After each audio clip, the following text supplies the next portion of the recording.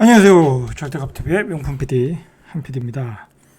우선 그 정치 이야기부터 좀 해볼게요. 자, 정치에 관해서 이야기하려는 게 아니에요.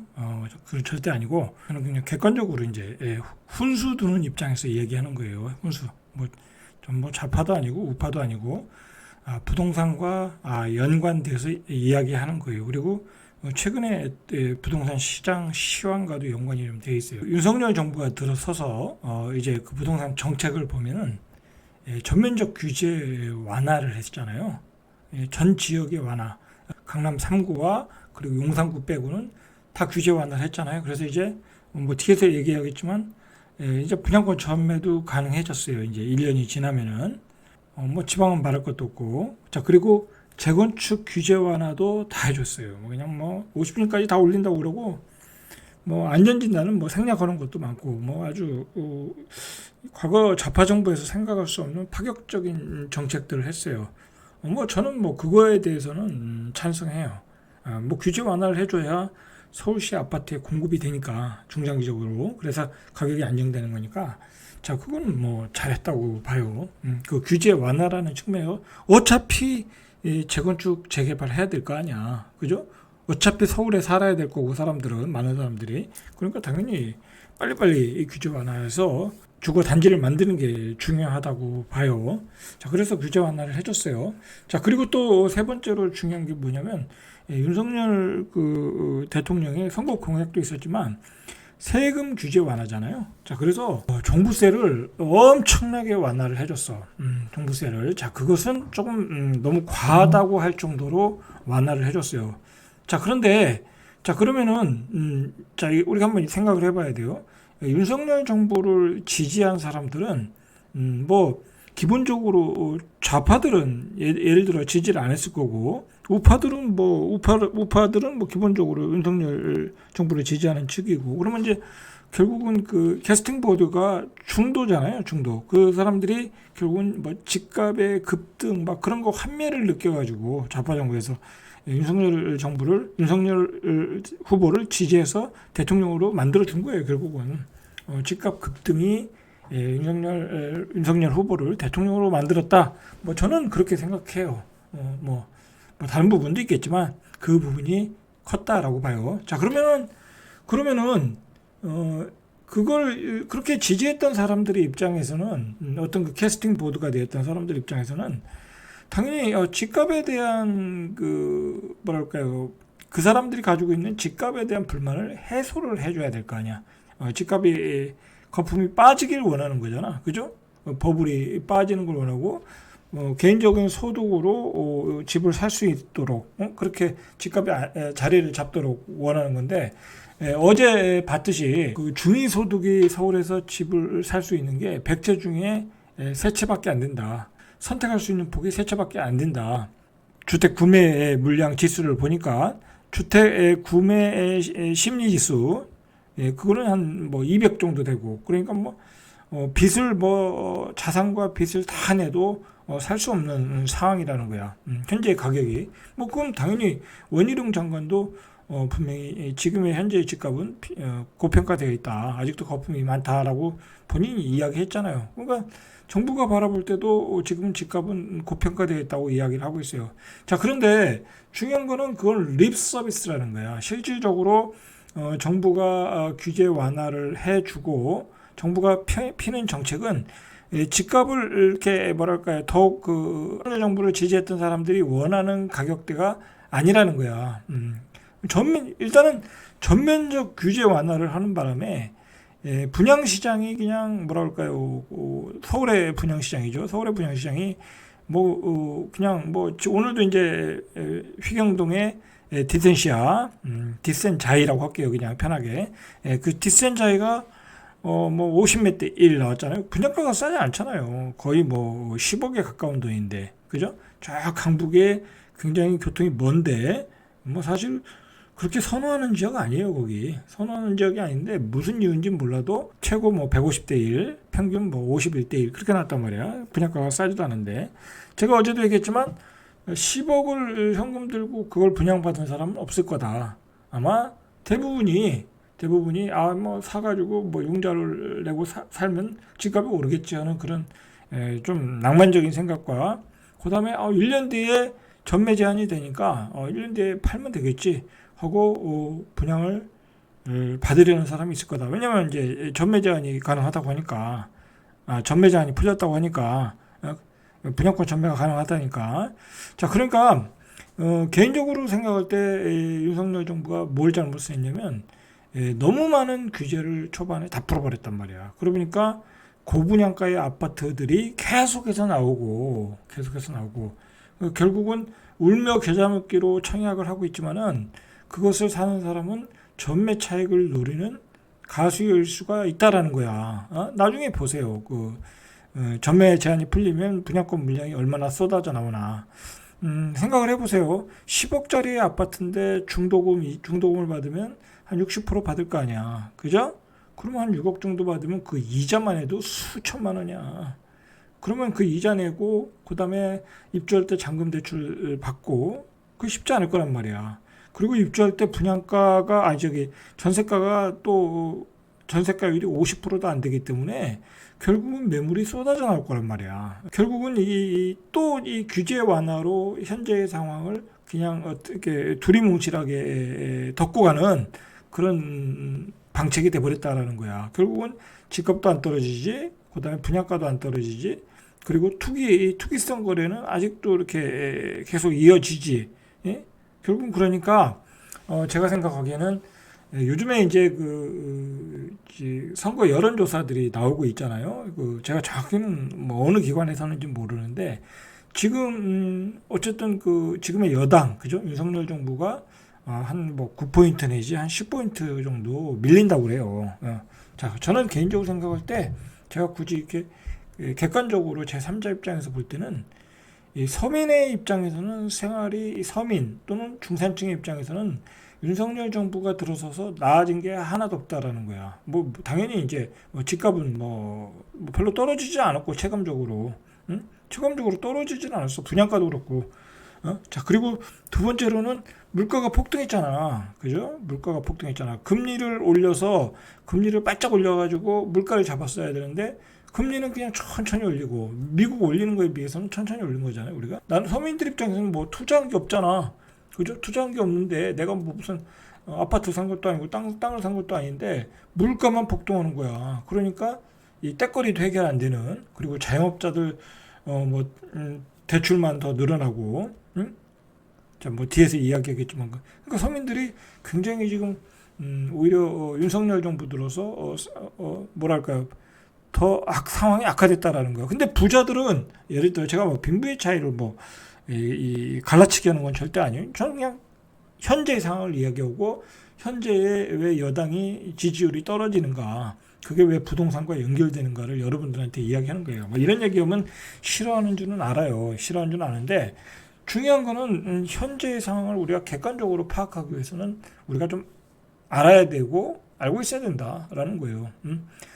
결론적으로는 서민들이 이 물가 폭등에 의해서 굉장히 힘들어졌고, 그리고 금리는 뭐 폭등하니까 당연히 서민들 입장에서 힘들 것이고, 그리고 그나마 저금을 해놓은 것들은 이자는 계속 떨어지고, 예전에 뭐 5% 6%까지 가던 게 지금 3%대로 갔고, 그리고 대출 금리는 안 떨어지고, 그리고 돈 많은 사람들 강남 사람들 입장에서는 종부세는 뭐 한 반토막 났고, 그죠? 반의 반토막이죠. 반토막이면 더 났을 거야 아마. 제가 정확히 계산 안 해봤는데, 그러니까 이게 부자들한테만 혜택이 많고 일반 사람들한테는, 일반 서민 중산층들한테는 굉장히 이게 더 상황이 안 좋아졌다라고 하니까 그게 그 지지율이 떨어지는 원인이 아닌가, 저는 그렇게 생각을 해요.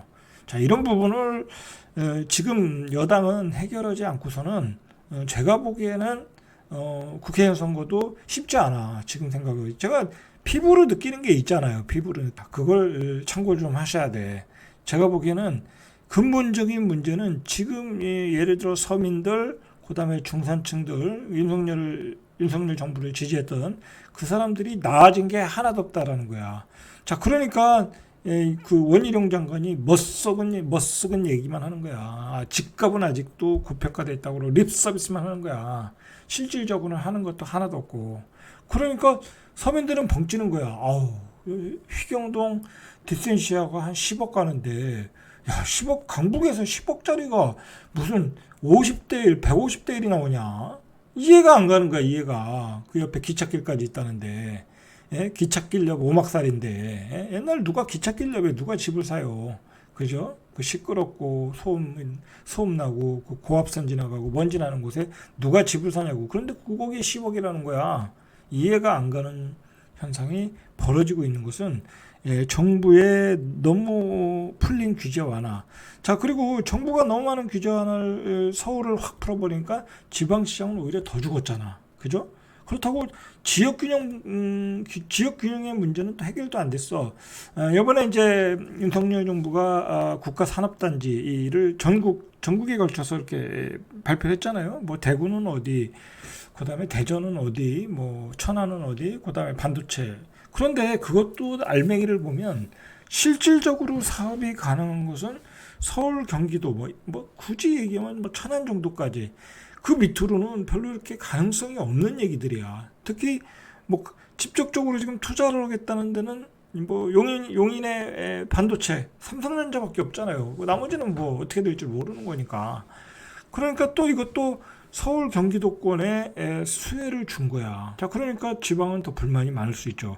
그렇다고 지역 균형 발전을 위해서 윤석열 정부가 뭐 지금 뭐 해결한 게 없잖아. 뭐 예를 들어 부산에 산업은행 보낸다고 그러는데 산업은행은 뭐 노조가 뭐 저기 가처분 신청 걸고 뭐 진전이 안 되고 공공기관 이전은 뭐 좌파 정부부터 얘기했는데 지금까지 뭐 진전된 거 하나도 없고 지방 입장에서는 완전히 낙동강 오래알이 된 거야. 지방 쪽도 불만이 많고 그러니까 제가 조금만 더 얘기할게요. 정치 얘기가 이게 다 연관이 있는 거예요. 그러니까 윤석열 대통령이 대구 민심이 안 좋으니까 대구 가서 대구 저기 야구장 가서 시구를 한 거 아니야. 그리고 서문시장 간 거 아니야. 자, 이런 것은 이 정도로 지금 뭐라 그럴까요? 뭔가 방향이 좀 잘못됐다라는 거야. 자, 다시 부동산으로 들어오면 지금 부동산도 이게 체감적으로 윤석열 정부를 지지했던 그리고 집값이 떨어지길 원했던 사람들의 기대치에 맞질 않는다는 거야. 자, 그러면 얘기를 들어가 보죠. 자, 그래서 일단 또 이게 문제가 뭐냐면 자 보세요. 집값이 그 급락을 처음에 했잖아요. 바로 들어서자마자. 자, 그러니까 그때 급락을 하도록 그냥 놔둬야 되는데 또 뭘 썼냐면 이때 특례 보금자리론이라는 걸 또 만들었어. 그래가지고 이거 젊은 층들이 매수를 하게끔 들어가게끔 자 그들이 이제 러시아 용봉으로 들어가라 이거 투입시킨 거야. 그래서 20, 30대가 이때 특례 보금자리론을 이용해서 아파트를 샀고 그래가지고 이 기록을 보니까 31.96%로 30%를 넘어섰다는 거예요. 20대, 30대가. 그게 전월보다 2% 이상 높았고 2021년 1월 이후 2년 1개월 만에 최대 수치를 기록했다라는 거야. 자, 근데 특례 보금자리론을 그때 아주 우대금리까지 적용했어. 3% 후반대, 그죠? 3% 후반대에 받았는데, 4% 초반대인가요? 3% 후반대인가 받았는데, 실질적으로 최근에 금리가 떨어졌어요. 이게, 이 대출 금리가 떨어졌어. 최하단인 경우에. 그러니까 생애 최초로 집을 사거나 그런 분들은 3% 후반에 받을 수 있는 거예요. 그러니까 특례보금자리론이 4% 초반대였다고 하면 지금 그냥 뭐 특례를 안 받아도 싸게 살 수 있었다는 거야. 그러면 그때 산 젊은층은 지금 뭐 완전히 벙찌는 거죠. 그때 특례라고 해서 샀는데 지금이 더 싼 거야. 그러니까 더 속은 거지 또. 젊은 사람들은 또 속은 거야. 결국은 그때 정부가 젊은 층들을 또 투입을 해가지고 이런 저금리라는 혜택을 줘서 또 집값 급락을 막는 데 이용했다라는 거야. 제가 생각하기에는. 분명히 그런 점이 있죠. 왜냐하면 지금 금리가 떨어졌거든. 지금 금리가 떨어지는 것도 좀 체크를 해봐야 돼요. 원인이 있겠죠. 자, 그래서 그때 특례보금자리론으로 주택담보비율을 80%까지 적용해줬어. 규제지역과 무관하게. 그러니까 청년층들이 집을 산 거야. 또 미래 수요를 땡겨온 거야. 좌파 정부 때 2020년, 2021년들에 연끌했는데 또 특례보금자리론을 만들어서 윤석열 정부에서 또 연끌 시즌2를 만들어서 집값 방어를 한 거야. 떨어지는 칼날을 방어했다라는 거지. 자, 또 재밌는 건 뭐냐면 이 연끌했을 때 가장 많이 들어간 지역이 강서구거든요. 근데 이번에 특례보금자리론에서 또 제일 많이 들어간 데가 강서구라는 거야. 지난해 10월 26%까지 떨어졌던 서울 아파트 2030 매입 비중이 지난 6월에 34.7로 올라갔다. 특례보금자리론으로 들어온 거지. 자, 구역별로는 강서구의 2030 매입 비중이 54.7%로 전체 거래의 절반을 차지했다. 또 강서구가 1등한 거야. 또 연끌해서 떨어지는 집들을 잡으러 들어간 거야. 그리고 또 경기도에서도 2030 매입 비중이 1월 달에 32.7%, 2월 달에 36.4%, 인천이 33.1%로 증가했고, 저는 이해가 안 가는 특례보금자리나 생애 최초를 이용할 수 있는 젊은 층들은 앞으로 집을 청약받을 기회가 많아요. 싸게 분양받을 게 많은데 왜 구축의 물건을 사러 들어가냐고. 그죠? 앞으로 분양가 상한제 지역에서 아파트들이 계속 쏟아져 나오는데 왜 그 구축의 아파트를 특례보금자리론을 받아서 들어가냐고. 제가 들어가지 말라고 그랬잖아요. 자, 오늘 그 국토교통부에 따르면 국무회의를 통과한 주택법 시행령 일부 개정안이 이달 7일부터 시행이 되는데, 이번 시행령 개정은 정부의 일산 부동산 대책에 따른 후속 조치로 아파트 분양권 전매 행위 제한을 대폭 단축한다라는 이야기예요.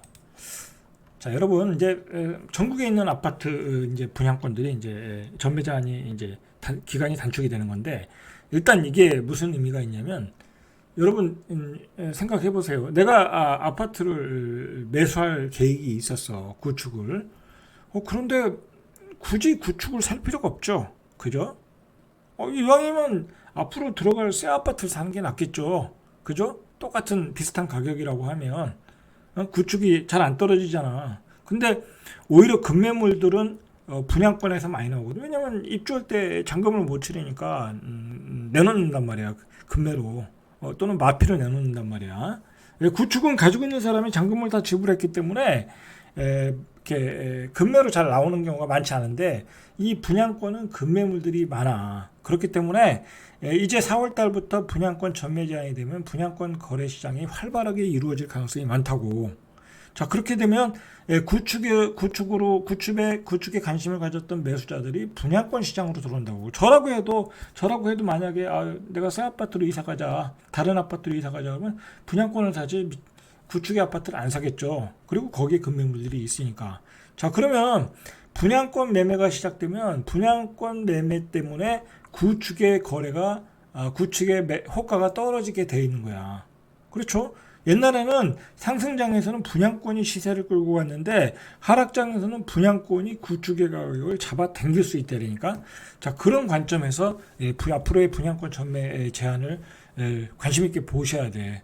그리고 내가 집을 사고자 하겠다, 교체 매매를 하고자 하시는 분들은 이 분양권 시장으로 가시면 되는 거야. 거기에 급매물들이 많이 나올 수 있으니까. 왜냐면 그 사람들은 잔금 대책 없이 집을 산 사람들이고, 그리고 예전에 분양권을 많이 산 사람들은 분양권을 몇 개씩 가지고 있다고. 그러면 대책이 없잖아. 그리고 지금은 집을 등기 치려면 취득세 중과세잖아. 아직 그 제도가 바뀌지 않았잖아. 그러니까 이 사람들이 등기도 못 친다고. 분양권을 많이 가진 사람 입장에서는. 그러니까 교체 매매하거나 집을 사시려고 하시는 분들은 이제 분양권 시장으로 쏠림 현상이 있을 거라는 거야.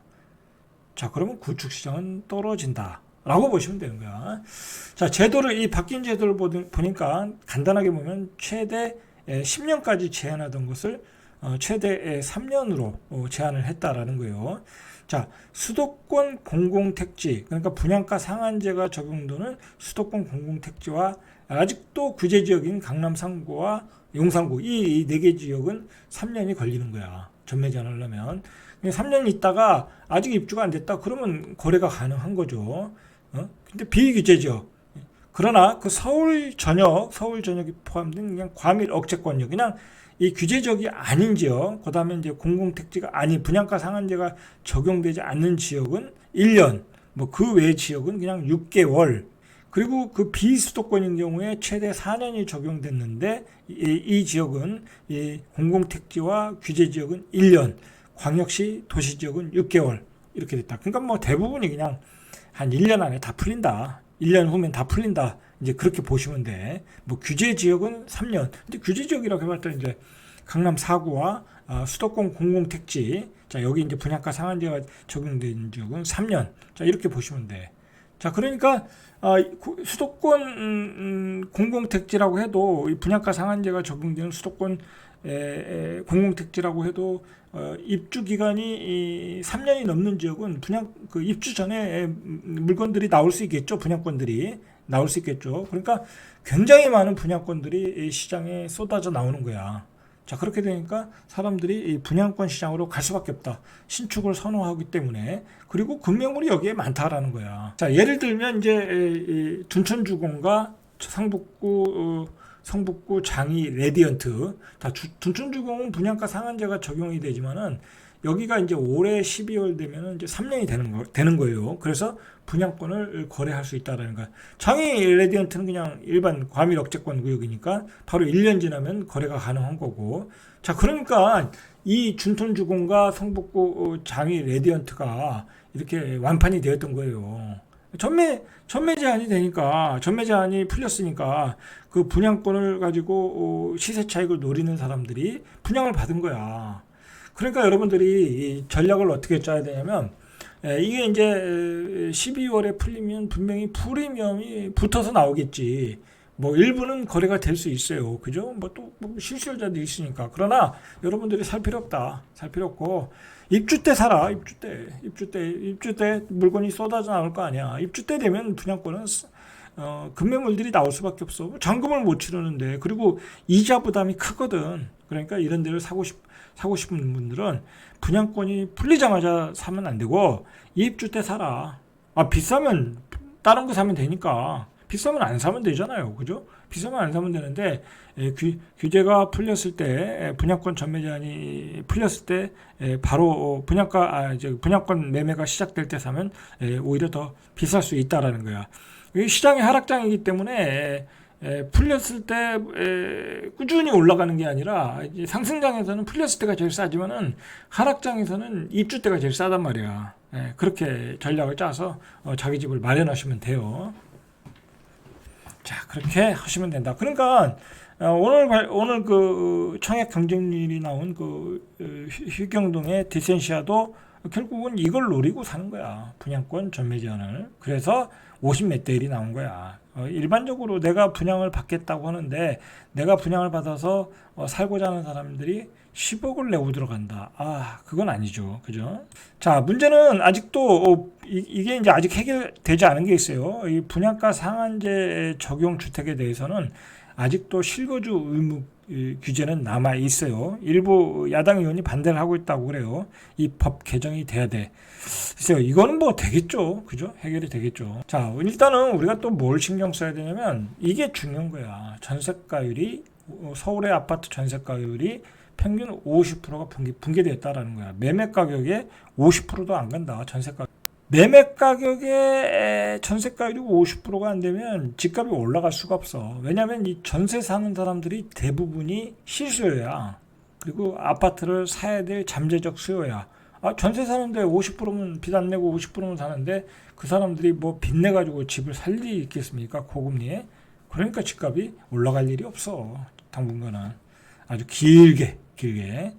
자, 전세값 하락세가 가파른 곳은 강남권이라는 거야. 강남권은 거품이 많잖아요. 여기는 전세가율이 40%를 붕괴했다는 거예요. 자, 2011년 12월에 50.8% 이후에 50% 붕괴는 처음이라는 거야.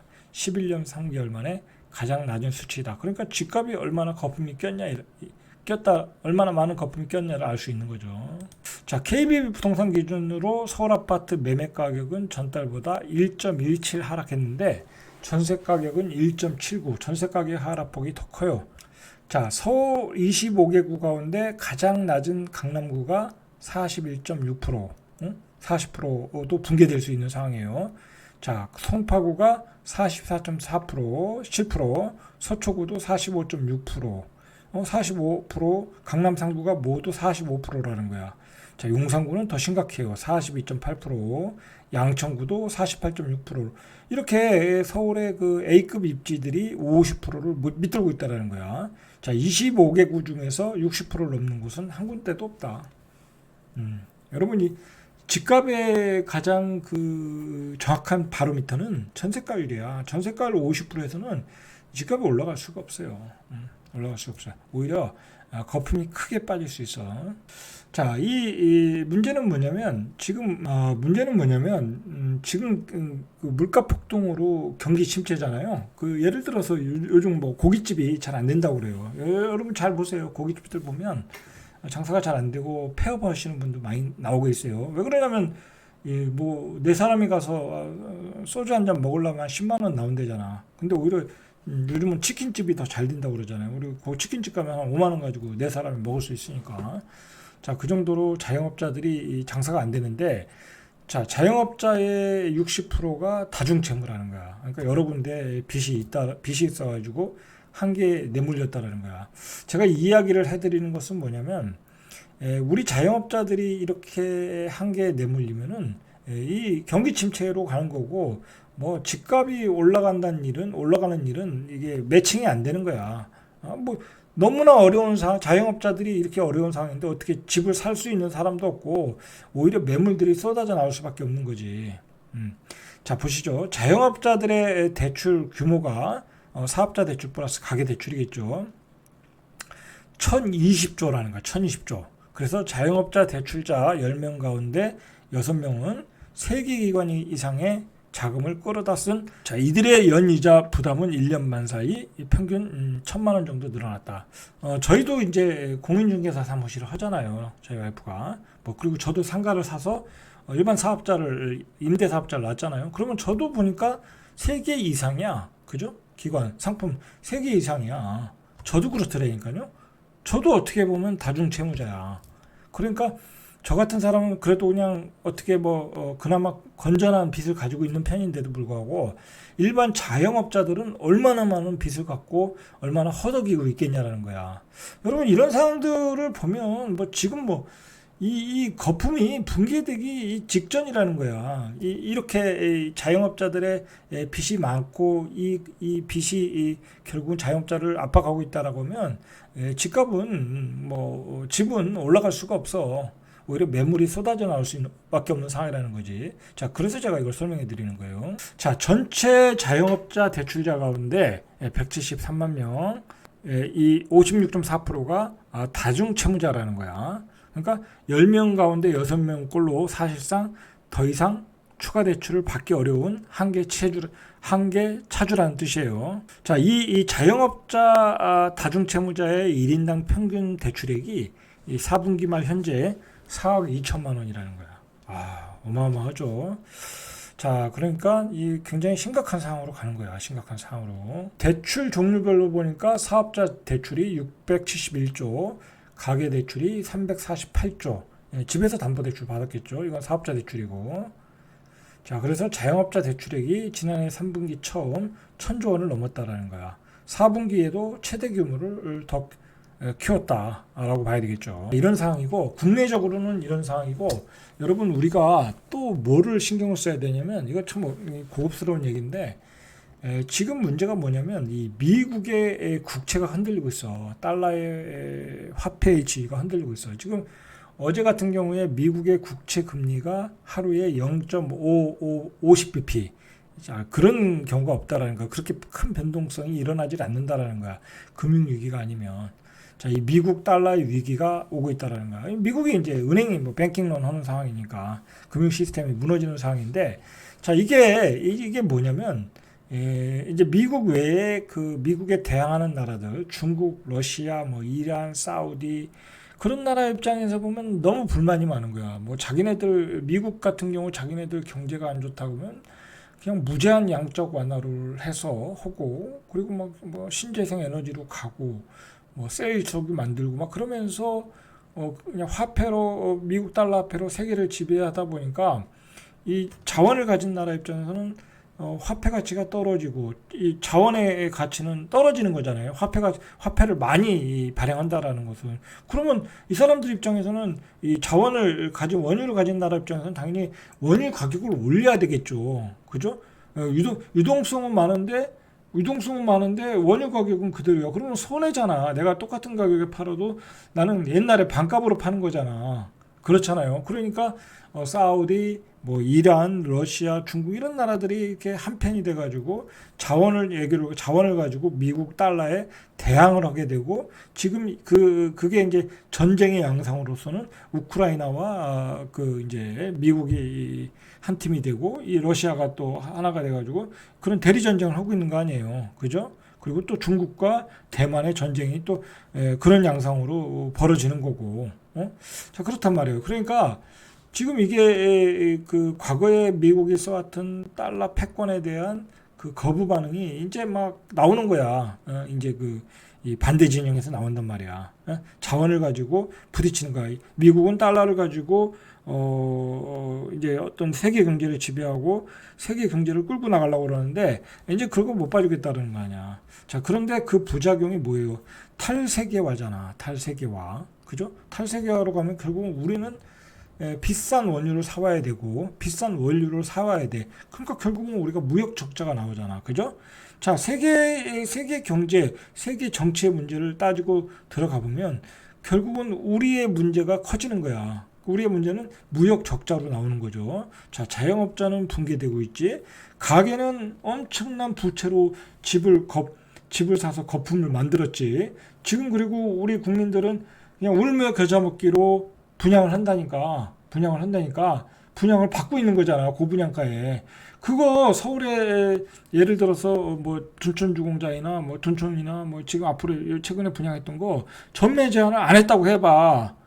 그러면 그 분양가에 팔렸겠냐고. 안 팔렸지. 그죠? 그러면 지들이 10% 할인 분양해서 팔렸지. 그러면 집값은 더 떨어졌지. 그죠? 그렇게 놔뒀어야 되는 거지. 그래야 윤석열 정부가 뭐랄까 중도층들한테 지지를 받을 수 있었던 건데 그런 면에서는 너무 뭐랄까요, 오른쪽으로 가는 바람에 지지율이 떨어졌다. 저는 뭐 그렇게 생각을 해요. 뭐 주제 넘은 얘기지만 평론을 하자면 그래요.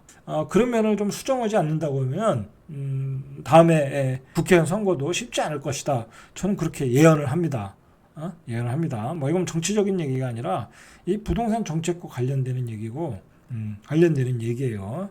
산만하게 이야기했는데, 자 정리하자면은 이 세계 정세가 돌아가는 게 달러와 자원이 부딪히고 있다. 자, 그게 우리에게 유리하게 작용하지 않고 굉장히 불리하게 작용하고 있고 잘못하면은 이게 전쟁으로 일어나는 양상도 보이지더라. 우크라이나 일어났고 지금 이 두 번째로 대만과 중국이 일어난다고 또 그러고 왜 강대국들이 싸우다 보면 꼭 그 약소국이 희생양이 되잖아. 자, 그렇지. 그리고 우리 자영업자도 무너지고 있지. 그리고 우리는 또 고분양가의 집을 사야 되는 상황으로 몰아가고 있지. 전매 제한이라는 거 분양권 전매 제한을 풀어주는 바람에. 그리고 집값은 뭐 떨어지지 않고 있고 오히려 불안한, 거기에 이제 불안감을 느끼는 젊은 층들이 있을 거 아니야. 20, 30대는 잘 모르거든. 잘 몰라. 세상을 오래 살지 않아가지고 잘 몰라. 그러니까 불안하니까 또 집값 급등한다고 하니까 그냥 집을 사러 들어가는 거야 지금. 응? 자, 그러실 필요 없다. 20, 30대는 옵션이 많아. 생애 최초라고 그냥 분양을 받으면 되는 거지. 왜 비싼 집을 사냐고.